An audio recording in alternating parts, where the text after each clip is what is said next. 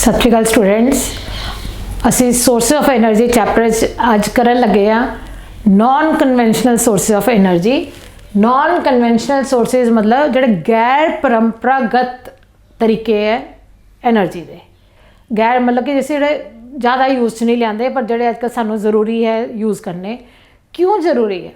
क्योंकि तुसीं देखिया कि टेक्नोलॉजी दिन ब दिन चेंज होंदी जा रही है। असी साडी ज़िंदगी बहुत तेज़ तो तेज़ हर चीज़ की रफ्तार बद रही है। चाहे गड्डियां की रफ्तार ले लो तो चाहे साडे काम करन दी जो चीज़ असी 2 दिन च करते सी कंप्यूटर वगैरह अजकल लोग कुछ घंटिया के काम कर जाते हैं। मतलब हर चीज़ की जैसे इन्नी फास्ट स्पीड हो गई है, इन्नी तेज़ है, साडी सोच भी उसी तरह बढ़ती जा रही है। सानू सोर्स ऑफ एनर्जी भी उस तरह ही यूज़ कर रहे हैं। हुण जे असी कन्वेंशनल सोर्सिज में देखते हैं ਜਿਹੜੇ कि उन्होंने तो ज़्यादा कि सीगे पैट्रोलीयम वगैरह देखे कि वो सारे नॉन रीन्यूएबल सोर्सिज सीगे जिन्होंने बहुत जल्दी खत्म हो जाना है और दिन ब दिन उन्होंने कॉस्ट भी ज़्यादा हो रही है, कीमत भी ज़्यादा बढ़ रही है।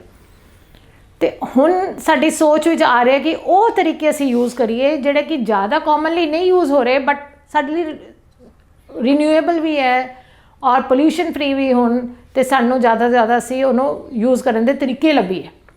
हुण जैसे सब तो ज़्यादा कॉमनली यूज़ जोड़ा है सन की एनर्जी है, सोलर एनर्जी जिन्हों कहते हैं, जोड़े कि कई अरबा सालों तो सन चमक रहा है और कई अरब साल हले इन्होंने चमकना है। 5 बिलियन ऑफ ईयर्स जो कहते इन्ने अरब साल उन्हें तो चमकदा आ रहा है, सानू एनर्जी दे रहा है और इन्ने ही साल 5 बिलियन ईयर्स हले इन्हें होर चमकना वो मास वगैरह तो कैलकुलेशन तो देखा गया है। हुण ये जिहड़ी हीट एनर्जी प्रोड्यूस करता है एक्चुअली सन जिहड़ा है एक स्टार है, इसकी अपनी एनर्जी है, आप ग्लो करता है। ये एनर्जी किहड़ी फॉर्म च यूज़ होंदी है क्योंकि हाइड्रोजन गैस का बनया हुआ है, ये अंदर हाइड्रोजन गैस ज़्यादा है और वो हाइड्रोजन गैस आपस च कन्वर्ट होकर हीलियम च कन्वर्ट होंदी है। हीलियम एक नोबल गैस है और किहड़े प्रोसैस नाल होंदी है, that is called nuclear fusion. हुण मैं तुहानूं हले न्यूक्लीयर एनर्जी के बारे दस्सिया ही नहीं सी क्योंकि बाद करांगे उहदे बारे गल, लेकिन ये चीज़ आ गई कि न्यूक्लीयर फ्यूजन। न्यूक्लीयर एनर्जी मीनस तुसीं 9th भी पढ़िया होना कि एटम के 2 पार्ट्स हो जाते, एक तरह से कर सकते एक न्यूक्लियस है, एक वो बाद न्यूक्लियर के बाद है जिहदे इलैक्ट्रॉन्स प्रेजेंट है। न्यूक्लियस के अंदर प्रोटॉन्स भी है और न्यूट्रॉन्स भी है। हुण न्यूट्रॉन्स और प्रोटॉन्स इन्ने टाइटली पैक्ड है कि उन्होंने असीं बहुत एनर्जी दे के ही उन्होंने तोड़ सकते हैं या जो उन्होंने जुड़ना है आपस से तो बहुत ज़्यादा एनर्जी वो रिलीज़ करेंगे फिर चीज़ जुड़नगे आपस। तुहानूं पता कोई चीज़ बनती है जो फिर वो की करते हैं एनर्जी रिलीज़ जो किसी की असी की चीज़ को तोड़ना करना फिर सानूं एक्सटर्नल एनर्जी देनी पैंदी है। तो वो 2 तरीके नाल न्यूक्लीयर एनर्जी असी कर सकते हैं। ये असी किहड़ी फॉर्म पढ़नी है, न्यूक्लीयर फ्यूजन, जो 2 न्यूक्लियाई 2 न्यूक्लियस आपस में जुड़ जाते हैं और फिर जिहड़ी एनर्जी रिलीज़ होंदी है ना वो न्यूक्लीयर फ्यूजन एनर्जी है और वही एनर्जी रिलीज़ हो रही है हर स्टार के अंदर।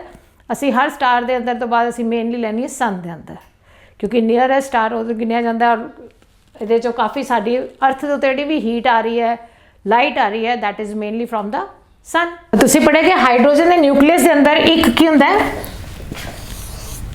प्रोटोन होंदा है और एक इलैक्ट्रॉन उहदे बाहर होंदा न्यूक्लियस दे, यही स्ट्रक्चर है। तो असीं इहनूं शो करते हैं 1H1 मतलब एक एटॉमिक नंबर है और एक इहदा मास नंबर है। न्यूट्रॉन ये अंदर कोई नहीं होंदा, किहड़े वाले हाइड्रोजन प्रोटियम वाले के अंदर। हुण इस तरह अगर ये 2 कंबाइन असीं इहदे च 4 अगर कंबाइन करिए तो हीलियम कन्वर्ट हो जाता है। हीलियम दे विच की होंदा है 2 और 4, एटॉमिक मास उहदा कितना होंदा है 4 और एटॉमिक नंबर उहदा कितना बन जाता है 2। इहदा मतलब उहदे अंदर 2 न्यूट्रॉन्स भी आ गए। हुण इहदे च 4 प्रोटोन सीगे, 4 न्यूक्लियस जो कंबाइन किए तो बाकी जो चीज़ां कंबाइन होकर बच गई उहदे च असीं ज़्यादा तुहाडे एलैबोरेट नहीं करना। 2 पॉजिट्रॉन भी बन जाते हैं और लार्ज अमाउंट ऑफ एनर्जी जिहड़ी है रिलीज़ होंदी है।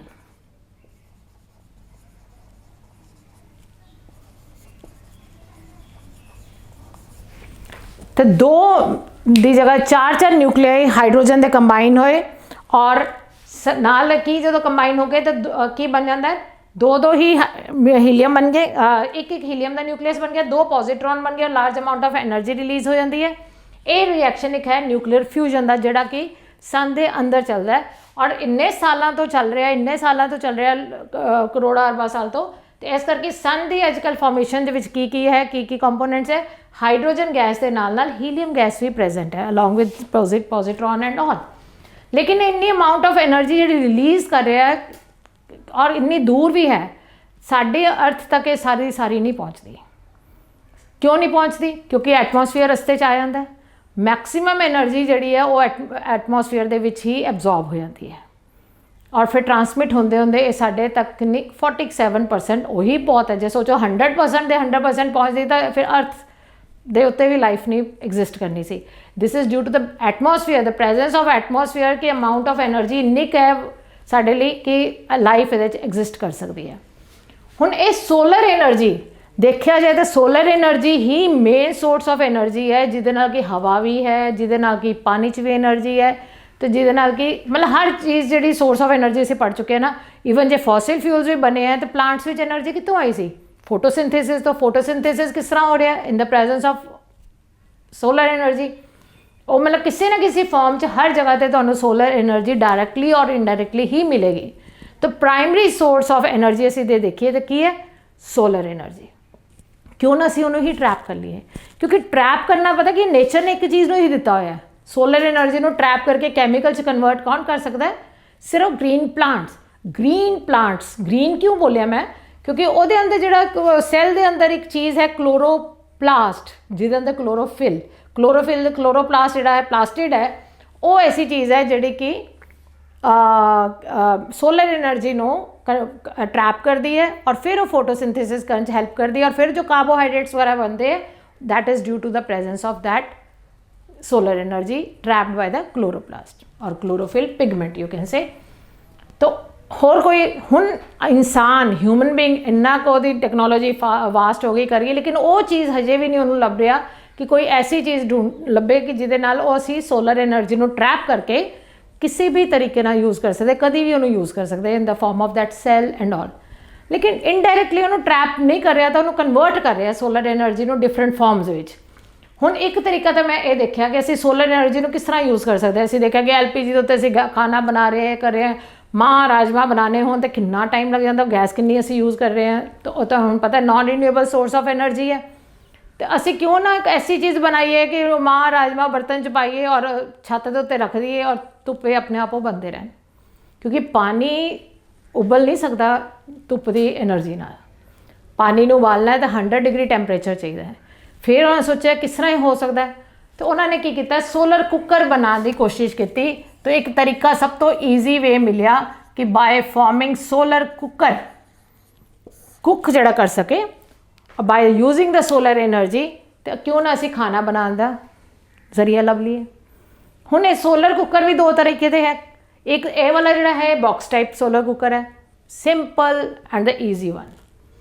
किसी भी लकड़ी का संदूकची लै सकते हो तुसीं बॉक्स टाइप, उन्होंने कोई छोटा वड्डा तो तुहाडे साइज़ ते डिपेंड करता है। वैसे तो रेडीमेड भी हुण आन लगे। उन्होंने तुसीं की करना है अंदरों ब्लैक एंड कर देना अच्छी तरह। ब्लैक क्यों कर देना, तुहानूं ये भी पता एक चीज़ का कि black colour is good absorber of heat. Black करता एक तुहानूं पता कि शीशा वगैरह कोई चीज़ है वो बड़ा अच्छा रिफ्लैक्ट करता लाइट नूं गुड रिफ्लैक्टर भी है, क्योंकि प्लेन मिरर में जो शीशा तुसीं देखदे हो अच्छी तरह से रिफ्लैक्ट करता लाइट नूं, वो भी है। तीसरी चीज़ इहदे विच की है कि एक तुसीं कदी देखे कार दे विच तुसीं गड्डी वगैरह च तुसीं बैठे हो और कार दे शीशे बंद करते और तुसीं धुप्पे कार खड़ी है और अंदर बैठे हो, बाहर के कंपैरेटिवली तुहानूं अंदर गर्मी ज़्यादा लगेगी कि बाहर ज़्यादा लगेगी? अंदर लगेगी। उस टाइम से अगर खड़ी कार च तुसीं शीशे बंद करके बैठ गए हो, क्यों? क्योंकि तुहानूं पता शीशे के अंदर हाँ धुप्प गर्म क्यों होंदी? पहले तो ये सोचो धुप्प गर्म क्यों है? धुप्प गर्म होंदी है because of the presence of A component called infrared रे। इंफ्रारेड रेज जिहड़ियां है ना वो धुप्प नूं गर्म करदियां। विजिबल कंपोनेंट जिहड़ियां धुप्प नूं दिखांदियां, जिहदे च violet, Indigo, blue, green, yellow, orange, red जिहड़े 7 कलर है वो विजिबल कंपोनेंट्स आते हैं। तो लेकिन जिहड़ी गर्म है धुप्प गर्म हो रही है वो क्यों है? क्योंकि उहदे विच इंफ्रारेड रेज प्रेजेंट है। और इंफ्रारेड रेज जिहड़ी है ना जो कार तुसीं बंद करके बैठे हो वो शीशे के अंदर तो आ जाती है बड़े आराम नाल बाहरों, क्योंकि उसकी वेवलेंथ घट होंदी है और वेवलेंथ घट होंदी है तो वो बड़े आराम नाल अंदर आ गई, अंदर आके उसकी वेवलेंथ वध जाती है। हुणे कार बंद है, ग्रीन हाउस इफैक्ट क्रिएट होंदा है इस तरह दे अंदर, ਹੁਣ ਜਦੋਂ ਇਨਫਰਾਰੈਡ ਰੇ ਕਾਰ ਦੇ ਅੰਦਰ ਆ ਗਈ ਸ਼ੀਸ਼ਿਆਂ ਤੋਂ, ਉਹ ਬਾਹਰ ਨਹੀਂ ਜਾ ਸਕਦੀ ਕਿਉਂਕਿ ਉਹਦੀ ਵੇਵ ਲੈਂਥ ਵੱਧ ਗਈ। ਹੁਣ ਉਹ ਸ਼ੀਸ਼ੇ ਤੋਂ ਬਾਹਰ ਨਹੀਂ ਜਾ ਰਹੀ, ਉਹ ਅੰਦਰ ਹੀ ਅੰਦਰ ਟਰੈਪ ਹੋ ਰਹੀ ਹੈ। ਹੁਣ ਅੰਦਰ ਹੀ ਅੰਦਰ ਟਰੈਪ ਹੋ ਗਈ ਤਾਂ ਕੀ ਹੋ ਗਿਆ, ਗਰਮੀ ਜ਼ਿਆਦਾ ਤੋਂ ਜ਼ਿਆਦਾ ਹੋ ਰਹੀ ਹੈ। ਤੇ ਇਹ ਇਸੇ ਕਰਕੇ ਇਹੀ ਚੀਜ਼ ਹੈ ਜਿਹੜੀ ਅਸੀਂ ਗਲਾਸ ਹਾਊਸਿਸ ਵਗੈਰਾ ਵੀ ਬਣਾਉਂਦੇ ਹਾਂ ਕਿ ਕੋਲਡ ਕੰਟਰੀਜ਼ ਵਗੈਰਾ ਦੇ ਵਿੱਚ ਜਿੱਥੇ ਠੰਡ ਬਹੁਤ ਹੁੰਦੀ ਹੈ, ਉਹ ਨਰਸਰੀਜ਼ ਵਗੈਰਾ ਨੂੰ ਸਾਰੇ ਸ਼ੀਸ਼ੇ ਦੇ ਨਾਲ ਕਵਰ ਕਰ ਦਿੰਦੇ ਆ, ਫਿਰ ਅੰਦਰ ਪਲਾਂਟਸ ਗਰੋ ਕਰਦੇ ਆ। ਔਰ ਉਹ ਕਿਹੜੀ ਵਾਲਾ ਫਿਨੋਮੀਨਾ ਯੂਜ਼ ਕਰ ਰਿਹਾ, ਗ੍ਰੀਨ ਹਾਊਸ ਇਫੈਕਟ। तो ग्रीन हाउस इफेक्ट ये चीज़ है कि जो शीशे के अंदर लाइट आ गई, धुप आ गई, तो वो बाहर नहीं जा सकते, इंफ्रारेड रेज मेनली, और वो अंदरला एरिया की कर देंदी है गर्म, टैंपरेचर वह रेज हो जाता as compare to the surroundings. तो ग्रीन हाउस इफेक्ट ये तो नाम कितों लेता सी, क्योंकि नर्सरीज वगैरह जो यूज़ करते कोल्ड कंट्रीज वगैरह, तो green house green plants grow करने लिए यूज़ करते सी। वो इफेक्ट इत्थे जो दिखा तो इन्हूं ग्रीन हाउस इफेक्ट कहता। हुण उही ग्रीन हाउस इफेक्ट टाइप असीं इहदे च बॉक्स टाइप सोलो कुकर च यूज़ करना है। की करांगे कि लकड़ी का बॉक्स टाइप असीं ले लिया, ब्लैक एंड अंदरों किया, शीशा जो देखने वाला है वह एक कि पल्ला बनाता एक तरह का, और वो पल्ला जोड़ा है असी उहदा एंगल असी चेंज कर सकते हैं, इस तरह घट वध कर सकते हैं according to the direction of the sun rays, कि जेड़ियां सन रेज ये आ रही, तुहानूं पता है इंटर्न टोटल रेगुलर रिफ्लैक्शन कर दिया, तो reflection means angle of incidence equal to angle of reflection, और उन्हें उस एंगल ते गिराने हैं दूसरी जगह पर। तो जिन्नियां भी रेज आन वो वापस इत्थे गिरन, असी उहदा एंगल ऐसा सैट करना कि जिहड़ियां रेज आ रही हैं वो साडे कंटेनर जिहड़े असीं 3-4 रखे ना, जिहदे च सब्जियां पा के रखियां हुई हैं, वो उहदे ते फॉल करन मैक्सिमम कंसनट्रेट हो गया उहदे ते फॉल करन गया। और इहदे उत्ते जिहड़ा डब्बा दे उत्ते असीं हुण शीशे दी ही ट्रांसपेरेंट शीशे दी शीट रखती है, ग्लास शीट कवर जिन्ना मतलब कि जिहड़ा कच दी शीशे की शीट असी बनाती, क्योंकि शीशे के अंदर जो चली गई तो उन्हें अंदर ग्रीन हाउस इफेक्ट क्रिएट करके टैंपरेचर राइज कर देना है, इन्ना राइज कर देना है कि 2-3 घंटे के अंदर वो टैंपरेचर 140 डिग्री सेल्सियस तक जा सकता है। और वो 140 डिग्री सेल्सियस के जो चला गया तो मतलब पानी तो उबल गया आराम नाल, पानी ने उबलना नाल जी राजमा वगैरह माह वगैरह वो तो साढ़े आराम नाल गल जाने, छोटी मोटी बाकी दालां सब्जियां तो उस ही बन जांदियां इन्ने टैंपरेचर से, तो वह भी कर सकता है। तो ये चीज़ आ गई, बेसिक प्रिंसीपल है साडा बॉक्स टाइप सोलर कुकर का। की किया कि बॉक्स एक लिता, वुडन बॉक्स है, ब्लैक एंड अंदरों किया हुआ है, क्योंकि ब्लैक करके भी किया कि हीट जी बाहर रेडिएट नहीं होएगी, मैक्सिमम एनर्जी वो हीट की अंदर ही अंदर रह जाएगी, ट्रैप हो जाएगी। ग्लास की शीट उत्ते रखी हुई है कि होर ज़्यादा टैंपरेचर राइज हो जाए अंदर का अंदर। और नाले बर्तन भी तो असीं नंगे थोड़ा रखने, ढकने, तो असीं ढकन का काम किहदे नाल करता, शीशे दे नाल ही, शीट नाल। और इत्थे असीं देखन लुकिंग मिरर लगाता, क्योंकि मैक्सिमम रिफ्लैक्शन हो सके, मूवेबल है ढक्कन जिहड़ा, जो नहीं यूज़ इन्हूं बक्से की तरह बंद भी करता इन्हूं इस तरह। और छत के उत्ते जिथे मैक्सिमम, और इंडिया तो बहुत कामयाब है, खास करके पंजाब वगैरह साइड से, क्योंकि इत्थे तो धुप बहुत ज़्यादा रहिंदी है, गर्मी भी काफ़ी रहिंदी है, तो असीं इत्थों बड़े अच्छी तरीके नाल यूज़ कर सकते हैं। ਇਹਦਾ एक ही ड्रॉबैक है कि बेकिंग और फ्राइंग पर्पज़ लिए नहीं यूज़ हो सकता, मतलब कोई केक वगैरह असीं बनाना चाहिए तो वो असीं इहदे च नहीं बना सकते, क्योंकि इन्नी हीट नहीं प्रोड्यूस करता। दूसरा, पकौड़े तलने जे तुसीं चाहोगे तो इन्हें ऑयल नूं नहीं गर्म करना, क्योंकि ऑयल का तो बॉइलिंग पॉइंट 100 तो ज़्यादा है ना, 140 तो भी, तो इस करके वो नहीं कर सकता, क्योंकि हुण 100 डिग्री तो 140 डिग्री तक ये टैंपरेचर दे सकता, तो ये असीं बेकिंग या फ्राइंग लिए नहीं यूज़ कर सकते, क्योंकि तेल का बॉइलिंग पॉइंट तो 100 वगैरह तो 140 तो ज़्यादा है। असी उस पर्पज़ लिए ना एक होर कुकर है जिन्हों कि कॉन्सनट्रेटर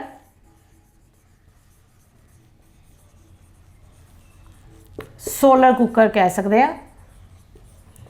ये की है कि एक असी कॉनकेव मिरर रह सकते हैं, इस शेप का मिरर नूं हमेशा शेडेड दिखाना होंदा है। हुण तुहानूं पता है कि कॉनकेव जो मिरर लोगे तो इन्हें की करना है, एक पॉइंट ते सारियां रेज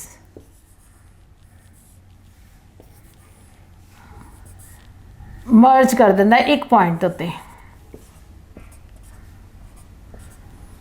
कन्वर्ज जिन्हों कह सकते ना, तो यदा मतलब कन्वर्जिंग मिरर है, कन्वर्जिंग मिरर होया, इन्हें सारे एक पॉइंट ते। हुण जे असीं कनकेव मिरर एक स्टैंड दे ते लगा दिए और फिर वो एंगल सैट कर दिए ऐसा कि उत्थे पॉइंट सानूं पता लगे कि इत्थे मैक्सिमम इंटेंसिटी आ गई हीट की, उत्थे एक असीं स्टैंड बना के फिर एक बर्तन रखने की जगह जे बना दी है, छोटी जी कढ़ाई या कुकर छोटा जिहा या कोई बर्तन, तो किसी भी स्टैंड के फॉर्म च असीं कोई ये तो जुगाड़ जिहड़ा मर्जी असीं लगा सकते हैं। तो उस पॉइंट के उत्ते इन्ना टैंपरेचर 200 डिग्री तक चला जाता Celsius. Then this solar cooker can be use for frying purposes also. तलन तलान लई ये वाला कुकर असीं यूज़ कर सकते हैं आराम दे नाल। तो असीं किन्ने तरीके नाल देखो सोलर एनर्जी नूं कुकिंग पर्पजेज लई यूज़ कर सकते हैं। नाले की है थोड़ा जिहा टाइम ज़्यादा लगता है इस वाले कुकर नूं कुकिंग करने लई, ते यह वाला जल्दी कंसनट्रेटेड वाला जल्दी हो जाता है। तो इस तो अलावा असीं सोलर एनर्जी नूं कुकिंग तो अलावा असीं वाटर हीटर की तरह भी यूज़ कर सकते हैं। सोलर वाटर हीटर आजकल तो बहुत कॉमनली यूज़ हो रहा है कि छत के उत्ते तुसीं पैनल जा लगा लो, उहदे च की है पानी दियां पाइप्स फिक्स हो जाती हैं, टैंकी नाल अटैच होंदियां छत दियां, और ये शीशा नीचे लगा होंदा है, रेज ने जाना है नीचे तक, और कॉपर दियां ही पाइप्स है जिहदे चों कि टैंक नाल अटैच है, और नीचे वाला मतलब कि एक वाटर टैंक और नीचे का पानी जिहड़ा साडे घर दी सप्लाई हो रही है उहदे विच असीं की कर दिंदे हां वाटर हीटर लगा दिंदे, सोलर वाटर हीटर। इत्थों अगर पानी गया, इत्थों या पानी की सप्लाई हुई है गर्म होकर फिर नीचे घर दे तक पहुँच जाएगा सप्लाई दे विच, तो उस दौरान दे विच वाटर हीटर दे विच ही उन्हें पानी ने गर्म हो जाना है सोलर एनर्जी के यूज़ दे नाल। एक तो यह तरीका हो गया बड़ा ईजीली और कन्वीनियंट वे नाल, एक बार खर्चा ही आना ना, तो उस तो बाद तो कोई बार बार बिजली का बिल नहीं आएगा, तो उन्हें सोलर एनर्जी कंज्यूम कर करके ही हीटिंग कर देनी है, पूरे घर की सप्लाई असीं आराम नाल गर्म पानी की कर सकते हैं। होटल्स वगैरह च होस्टल्स विच भी ये कामयाब है तरीका, अजकल घरां च भी बड़ा अच्छा चल रहा है सिस्टम। तो यह तरीका हो गया सोलर एनर्जी नूं यूज़ करन दा फॉर वेरीअस पर्पजेस। एक तरीका है कि असीं इलैक्ट्रिकल एनर्जी किस तरह कन्वर्ट कर सकते हैं सोलर एनर्जी नूं in the form of electrical energy, that is by using solar cell. तो एक सोलर सेल जो तो कंबाइन होकर ज़्यादा बन गया तो सोलर बैटरी बन जाएगी। बहुत हाई हिल स्टेशन से तो चले जाओ कर जाओ, या जिथे भी नहीं बिजली के असीं पोल्स या बिजली नहीं भेज सकते, उत्थे अजकल सोलर पैनल्स या सोलर सैल्स वगैरह यूज़ करके बड़े आराम नाल, सोलर सैल तो कॉमनली यूज़ हो रहे हैं ना, तुसीं देखते होने अपना कैलकुलेटर वगैरह, उस थोड़ी देर नहीं चल रहा तो उन्होंने धुप च रख दो तो सोलर सैल रिचार्ज हो जाएगा, चार्ज हो जाएगा, और उस तो बाद उन्होंने तुसीं यूज़ कर सकते हो दोबारा। तो वो तो एक सैल है जो उस कई सैल्स को असीं कंबाइन करके एक वड्डी बैटरी तरह बनाई, दैट इज़ सोलर पैनल।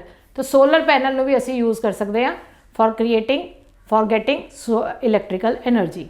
हुण असीं पढ़ना है सोलर सैल किस तरह बने हुए। सोलर सैल एक ऐसा तरीका है जिहड़े कि असीं सोलर एनर्जी को इलैक्ट्रिकल एनर्जी च कन्वर्ट कर सकते हैं। तो solar cell is a device by which we can convert solar energy into electrical energy. हुण इहदे च ਇਹ किहदे बने होंदे है, ये सैमी कंडक्टर के बने हैं। सैमी कंडक्टर तुसीं पढ़िया होना है कंडक्टर वर्ड, एक पढ़िया होना है इंसुलेटर।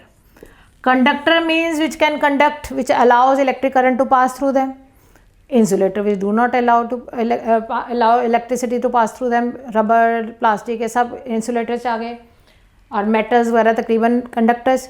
हुण कई एलिमेंट्स ऐसे हैं जैसे सिलिकॉन जर्मेनियम जिहड़े कि प्योर फॉर्म च नहीं करते कंडक्ट, लेकिन ज़्यादा थोड़ी जी उहदे च अगर असी इंप्योरिटी पाती ना फिर वो बड़े आराम नाल इलैक्ट्रिसिटी नूं कंडक्ट कर सकते हैं। तो सिलिकॉन जर्मेनियम वगैरह यूज़ हो सकता है। इस तरह असी कई होर सैमी कंडक्टर्स, लेकिन सिलिकॉन कॉमनली यूज़ होंदा है क्योंकि तुहानूं पता सिलिकॉन जिहड़ा है नेचर च एग्जिस्ट करता बड़ा easily earth crust in the form of sand, तो सिलिकॉन डाइऑक्साइड की फॉर्म।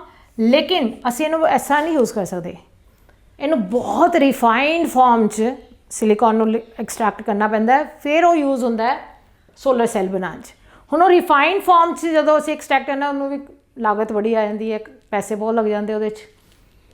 तो इस करके जिहड़ा सोलर सैल है ना ईजी नहीं है, मतलब महंगा बनया होंदा है, सस्ता नहीं बनता। हाँ वो बाकी सोलर एनर्जी जो असीं कन्वर्ट करते हैं तो वो चीज़ फिर साडे लई सस्ती पै जाती है as compare to the electrical energy which we are using otherwise. हुण ये की करते कि अगर 2-2 सेंटीमीटर के अगर वेफर दो बना दिते जान, लेयर्स लितियां जान, और वो अंदर 2 सेंटीमीटर का एक स्क्वेयर और 2 सेंटीमीटर और पॉइंट मतलब कि 4 तो 0.5 ਵੋਲਟ ਦਾ ਪੋਟੈਂਸ਼ੀਅਲ ਡਿਫਰੈਂਸ ਅਗਰ ਅਸੀਂ ਰੱਖ ਦਈਏ ਇਹਦੇ ਵਿੱਚ ਦੋ ਵੇਫਰਸ ਦੇ ਵਿੱਚ ਸਿਲੀਕਨ ਜਰਮੇਨੀਅਮ ਵਗੈਰਾ ਦੇ, ਤੇ ਇਹਦੇ 'ਚ ਅਬਾਊਟ ਮਤਲਬ 2 ਸੈਂਟੀਮੀਟਰ ਦੇ ਅਗਰ ਅਸੀਂ ਵੇਫਰ ਲੈ ਕੇ ਤੇ 60 ਮਿਲੀ ਐਂਪੀਅਰ ਦੇ ਕਰੀਬ ਇਲੈਕਟ੍ਰਿਕ ਕਰੰਟ ਪ੍ਰੋਡਿਊਸ ਹੁੰਦਾ ਹੈ ਸਾਰਾ। ਤੇ ਇੱਕ ਸੈੱਲ ਨੇ ਸਿਰਫ ਇੰਨਾ ਹੀ ਪ੍ਰੋਡਿਊਸ ਕਰਨਾ ਹੈ ਇਲੈਕਟ੍ਰਿਕ ਕਰੰਟ, ਤੇ ਇੱਕ ਸੈੱਲ ਦਾ ਤਾਂ ਗੁਜ਼ਾਰਾ ਨਹੀਂ। ਫਿਰ ਉਹ ਕੀ ਕਰਦੇ, ਡਿਫਰੈਂਟ ਸੈੱਲਸ ਲੈ ਕੇ ਪੈਨਲਸ ਬਣਾ ਦਿੰਦੇ, ਇੱਕ ਸੈੱਲ ਨੂੰ ਦੂਸਰੇ ਸੈੱਲ ਨਾਲ ਜੋੜਦੇ, ਤੀਸਰੇ ਸੈੱਲ ਨਾਲ ਜੋੜਦੇ। ਅਸੀਂ ਘਰ ਦੀ ਬੈਟਰੀ ਨਹੀਂ ਯੂਜ਼ ਕਰਦੇ, 6 ਸੈੱਲ ਆਪਸ ਵਿੱਚ, ਸੈੱਲ ਸਿੰਗਲ ਹੈ, ਕੰਬੀਨੇਸ਼ਨ ਆਫ ਸੈੱਲਸ ਹੋ ਜਾਂਦੇ ਤਾਂ ਬੈਟਰੀ ਬਣ ਜਾਂਦੀ ਹੈ। ਉਹ ਫਿਰ ਬਣ ਜਾਂਦਾ ਸੋਲਰ ਸੈੱਲ ਪੈਨਲ। ਤਾਂ ਸੋਲਰ ਸੈੱਲ ਪੈਨਲ ਜਦੋਂ ਬਣ ਗਿਆ, ਲੇਕਿਨ ਇੱਕ ਸੈੱਲ ਦੂਸਰੇ ਸੈੱਲ ਨਾਲ ਜਦੋਂ ਜੋੜਨਾ ਹੈ ਨਾ, ਉਹ ਕਿਹਦੇ ਨਾਲ ਜੁੜਦਾ ਹੈ? ਉਹ ਸਿਲਵਰ ਦੀ ਵਾਇਰ ਨਾਲ, ਚਾਂਦੀ ਦੀ ਤਾਰ ਨਾਲ। ਤੇ ਚਾਂਦੀ ਤਾਂ ਫਿਰ ਮਹਿੰਗੀ, ਸਿਲੀਕॉन भी महंगा रिफाइंड फॉर्म, चांदी भी महंगी, तो इसलिए सोलर पैनल इटसेल्फ बहुत महंगा हो जाता है। लेकिन गवर्नमेंट वगैरह क्योंकि अगर सब्सिडी वगैरह दे कर दे तो लोग उन्होंने अगर यूटिलाइज़ कर ले सोलर सैल्स वगैरह डिफरेंट फॉर्म्स, तो किते ना किते आके सानू वो इकनॉमिकल होंदी है as compare to the other form of electrical energy which we are using. तो सोलर एनर्जी का कोई पोल्यूशन नहीं है, ਰੀਨਿਊਏਬਲ ਸੋਰਸ ਆਫ ਐਨਰਜੀ। ਤੋਂ ਇੱਕ ਸਿਰਫ ਉਹਦਾ ਸੈੱਲ ਬਣਾਉਣ ਦਾ ਖਰਚਾ ਹੀ ਹੈ ਨਾ। ਉਸ ਤੋਂ ਬਾਅਦ ਜਿੰਨੀ ਮਰਜ਼ੀ ਤੁਸੀਂ ਸੋਲਰ ਸੈੱਲ ਨੂੰ ਯੂਜ਼ ਕਰੋ, ਸੋਲਰ ਐਨਰਜੀ ਨੂੰ ਯੂਜ਼ ਕਰੋ, ਜਿੰਨੀ ਮਰਜ਼ੀ ਉਹਨੇ ਇਲੈਕਟ੍ਰੀਕਲ ਐਨਰਜੀ ਨੂੰ ਕਨਵਰਟ ਕਰ ਦਿਓ, ਮਤਲਬ ਉਹਨੂੰ ਯੂਜ਼ ਕਰਦੇ ਜਾਓ, ਫਿਰ ਉਹਦਾ ਕੋਈ ਖਰਚਾ ਨਹੀਂ ਹੈ। ਸਿਰਫ ਇੱਕ ਵਾਰੀ ਸੈੱਲ ਔਰ ਪੈਨਲ ਦੀ ਇੰਸਟਾਲੇਸ਼ਨ ਦਾ ਲਾਗਤ ਪੈਣੀ ਜਿਹੜੀ ਪੈਣੀ ਹੈ, ਉਸ ਤੋਂ ਬਾਅਦ ਤੁਹਾਡੇ ਲਈ ਪ੍ਰੋਬਲਮ ਨਹੀਂ ਹੈ ਕੋਈ। पोल्यूशन फ्री है, इको फ्रेंडली है। और ये सोलर पैनल्स आजकल बहुत ज़्यादा यूज़ च आ रहे हैं होटल्स वगैरह के, जिथे जिथे तुहानूं मतलब आवाज़ छत्तां मिल जांदियां घरां दियां, सब कुछ उत्थे अगर पैनल सैटअप कर दिते जांदे, पूरे घर का ਜਿਹੜੀ ਇਲੈਕਟ੍ਰੀਕਲ ਸਪਲਾਈ ਹੈ ਸੋਲਰ ਪੈਨਲਸ ਤੋਂ ਹੋ ਸਕਦੀ ਹੈ। ਹੌਸਪੀਟਲਸ ਹੋਟਲਸ ਵਿੱਚ ਤਾਂ ਬਹੁਤ ਕਾਮਯਾਬ ਹੈ, ਹੁਣ ਛੋਟੇ ਛੋਟੇ ਲੈਵਲ 'ਤੇ ਵੀ ਇਹ ਯੂਜ਼ ਆ ਰਹੇ ਆ ਬੜੇ ਆਰਾਮ ਨਾਲ। ਅਦਰਵਾਈਜ਼ ਸੋਲਰ ਸੈਲਸ ਜਿੰਨੇ ਵੀ ਇਲੈਕਟ੍ਰੀਕਲ ਆਪ ਤੁਸੀਂ ਦੇਖਦੇ ਹੋ sides road side electrical polls ਵਗੈਰਾ ਸਭ, ਉਹ ਵੀ ਜਿਹੜੇ ਲਾਈਟਸ ਚੱਲ ਰਹੀ ਹੈ ਉਹ ਵੀ ਸੋਲਰ ਪੈਨਲਸ ਤੋਂ ਚੱਲ ਰਹੇ ਹੈ। तो फिर अगे मतलब ਇਹਦਾ मतलब वो बैटरी ਨੂੰ ਚਾਰਜ ਕਰਾਂਗੇ। ਹੁਣ ਦਿਨ 'ਚ ਤਾਂ ਸਾਨੂੰ ਲਾਈਟ ਦੀ ਲੋੜ ਨਹੀਂ ਹੈ, ਤੁਸੀਂ ਸੋਲਰ ਪੈਨਲ ਦਾ ਦਿਨ 'ਚ ਹੀ ਕੰਮ ਕਰ ਸਕਦਾ ਹੈ। ਉਹ ਫਿਰ ਕਿਸ ਤਰ੍ਹਾਂ ਯੂਜ਼ ਕਰਦੇ ਹੈ कि सोलर पैनल ਨੂੰ अटैच कर देंगे है, और नीचे बैटरी वो पोल है, पूरा पोल नीचे बैटरी अगर रखी हुई है, असी बैटरी घर किस तरह चार्ज करते हैं बाय पासिंग इलैक्ट्रिक करंट। लेकिन वो उन्होंने कि बैटरी को किस तरह चार्ज करना by electric current energy produced by the solar panels. और बैटरी जो पूरी दिन च चार्ज हो गई, फिर राती तुसी उस लाइट को यूज़ कर सकते हो by using that electrical energy from the battery. तो इस तरीके नाल असी मतलब असी डायरैक्ट कंज्यूम या ट्रैप नहीं कर सकते, इनडायरैक्ट फॉर्म च असी सोलर एनर्जी को कन्वर्ट कर सकते इलैक्ट्रिकल एनर्जी, फिर असी जिस तरह मर्जी इन्हूं यूज़ कर सकते हैं, उसके मुताबिक भी काफ़ी सानूं इकनॉमिकल पै जाता है। तो ये तरीका है सोलर एनर्जी को यूज़ करने का डिफरेंट वेज। हाँ, ये सोलर एनर्जी असी उत्थे ही यूज़ कर सकते जिथे सानूं मतलब कि कह दो कि सोलर एनर्जी ईजीली अवेलेबल है और हीट एनर्जी काफ़ी उहदे च। कोल्ड कंट्रीज़ वगैरह से थोड़ी जी प्रॉब्लम आ जाती है, लेकिन फिर भी यूज़ हो सकता है क्योंकि सोलर एनर्जी ट्रैप होकर भी कन्वर्ट कर सकते इलैक्ट्रिकल एनर्जी। हाँ, उस तो अलावा तुसीं बाकी चीज़ां देखोगे कि चाहे विंड एनर्जी मैं तुहानूं दस्सिया सी, वो भी सोलर एनर्जी की ही फॉर्म है। वाटर एनर्जी भी, क्योंकि उपर का लैवल जिहड़ा पानी का गर्म हो रहा है, नीचे का ठंडा है, फिर वो वाटर डिफरेंस अगर समुद्र वगैरह च चले जाओ ना तुसीं, तो ऊपर दी लेयर्स पानी दियाँ बड़ियाँ गरम गरम होनियाँ, नीचे वाली ठंडियाँ। कई समुंदर ही ऐसे कि हॉट वेव्स या वार्म वाटर लेयर्स है और वेव्स है, और कोल्ड वाटर वेव्स है, जिथे जिथे समुंदर आपस एक दूसरे को मिक्स करते हैं। अगर वो टैंपरेचर डिफरेंस भी असी यूज़ कर लिए ना पानी का, असी तां भी असी इलैक्ट्रिकल एनर्जी प्रोड्यूस कर सकते हैं। तो इस तरह असी देख सकते हैं कि जो समुंदर की उपरलियाँ लेयर्स है वो गर्म है, अंदरलियाँ लेयर्स ठंडियाँ है, तो इहदा टैंपरेचर डिफरेंस वो काफ़ी आ जाता है। सिमिलरली अगर उपरलियाँ लेयर पानी दियाँ मतलब हवा जी है वो भी सोलर एनर्जी करके चलती है। ज़मीन जो गर्म हो गई और गर्म होकर जी हवा ज़मीन के नाल है वो भी गर्म हो जाएगी और हल्की हो जाएगी। हल्की चीज़ हमेशा राइज़ करती उपर नूं, और जो राइज़ की उपर नूं तो उपर वाली जगह हवा जी ठंडी है वो भारी होकर नीचे आ जाएगी। सपोज करो कि ये ज़मीन है और ये सन रेज के नाल गर्म हो गई, और गर्म होके जी हवा ये नेड़े नेड़े वो गर्म हो गई, गर्म होके इन्हें हवा ने ऊपर चले आना है, उपरली हवा नीचे आ जाएगी, तो एयर की मूवमेंट होगी, circulation of air, this is called wind. तो विंड जो मूविंग एयर होगी तो अंदर काइनेटिक एनर्जी, यदा मतलब किने मैनीफेस्ट की, किने बनाई है विंड, और कि अंदर एनर्जी कितों आई, सन तो। तो सोलर energy again forms a wind energy. इसी तरह अगर समुंदर ਦੀਆਂ लेयर्स है वेव्स बनती हैं तो वेव्स भी किस तरह बनती हैं, कुछ तो चलो ठीक है अर्थ घूमती है अपने आस पास अपनी स्पिन कर रही है ਉਹਦੇ ਕਰਕੇ भी पानी सर्कुलेट हो रहा है, लेकिन ਇਹਦੀ भी तो सन उपरली लेयर्स ਜਿਹੜੀਆਂ पानी दी लेयर्स अब गर्म हो गई सन तो फिर वो पानी और फिर ये सर्कुलेशन जब आती है तो वो भी की है गर्म ठंडे की, जिस तरह तुसीं पढ़िया land breeze and sea breeze again because of the sun, वो भी ये करके होया। मतलब सन सोलर एनर्जी करके देखो कितना कुछ हो रहा है और कि डिफरेंट फॉर्म्स ऑफ एनर्जी। इसी तरह अगर समुंदर के कई जगह तो की है कि हर 2 किलोमीटर के नीचे जाई जाओ तो पानी का टैंपरेचर जड़ा है डिफरेंट होता जाता है। अगर वो पानी का टैंपरेचर 20 डिग्री सैल्सीयस कम है, मतलब डिफरेंस है दोनों का, ਇਹਦਾ हाई है ਇਹਦਾ लो है फिर होर लो है, तो 20 डिग्री सैल्सीयस अगर फर्क आ गया ਅਸੀਂ ਇਸ ਵਾਲੇ ਨੂੰ ਵੀ ਅਸੀਂ यूज़ कर सकते हैं फॉर गेटिंग इलैक्ट्रिकल एनर्जी किसी तरीके नाल, and this is called ocean thermal energy conversion. Ocean thermal energy मतलब कि समुंदर की जी गर्मी है ਉਹਨੂੰ ਅਸੀਂ कन्वर्ट करके, जैसे सपोज करो एक पाइपलाइन थ्रू ਅਸੀਂ कोई चीज़ ऐसी भेज दी जिसका बॉइलिंग पॉइंट बड़ा घट है अमोनीया वगैरह, और जो जिस जो नीचे जाएगा या ऊपर है तो वो की होगा पानी वो बॉयल होना शुरू होगा, वोलाटाइल है जिस, और जो स्टीम बन के बाहर आएगा तो उन्होंने असी फिर टरबाइनस वगैरह सोचने की गल है ना कर भी सकते थोड़ा घट फॉर्म के। इस तरह जी हाई टाइड्स लो टाइड्स आती हैं समुंदर के विचों ही असी वाली हाई टाइड लो मतलब सारी डिफरेंट फॉर्म ऑफ एनर्जीज असी समुंदर तो यूज़ कर सकते हैं। तो टाइडल एनर्जी भी असी यूज़ कर सकते हैं for generating electrical energy.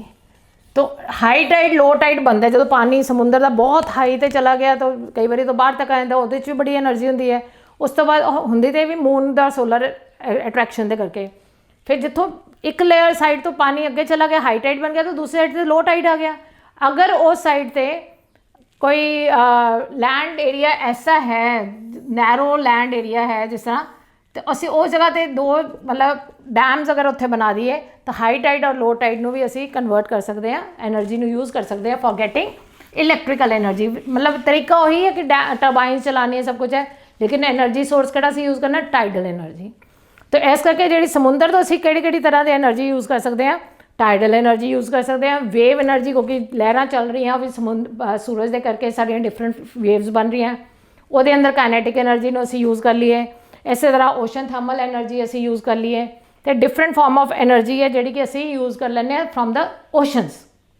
Electricity produce कर लो या किसी तरीके मेन असी टरबाइन चलानी है तो इलैक्ट्रिसिटी प्रोड्यूस करना है। एक एनर्जी ऐसी है जी कि सानू जमीन तो ही मिल जाती है, that is called geothermal energy. Geo मतलब जमीन, लैंड, थर्मल मीनस हीट। जो जो तुसी जमीन के अंदर जाते हो अंडर द अर्थ हीट बहुत ज़्यादा है। अगर तुसी कुल्लू मनाली वगैरह साइड से गए होगे तो मणिकरण वगैरह का एरिया देखा होगा कि उत्थे गर्म पानी के चश्मे ही है, मतलब वो जो पानी है समुद्र नदियों चो निकल रहा वो है वो सारा गर्म पानी की लोग उत्थे आलू चावल वगैरह उसे उबाल लेंगे बना लेंगे हैं, ईवन गुरुद्वारे के तो इस तरह वो मिल रहा। वो जी एनर्जी कितों आ रही है, दैट इज़ जियोथर्मल एनर्जी। कि अगर वो पानी उस जगह तो उस एरिया अगर गर्म है और उतो सोमा फुट गया पानी का या कुछ है वो गीज़र बन के आ गया पानी बाहर, वो गर्म पानी का ही चश्मा आएगा बाहर, क्योंकि वो थर्मल एनर्जी जी जमीन के अंदर दी है उन्होंने यूटिलाइज़ किया।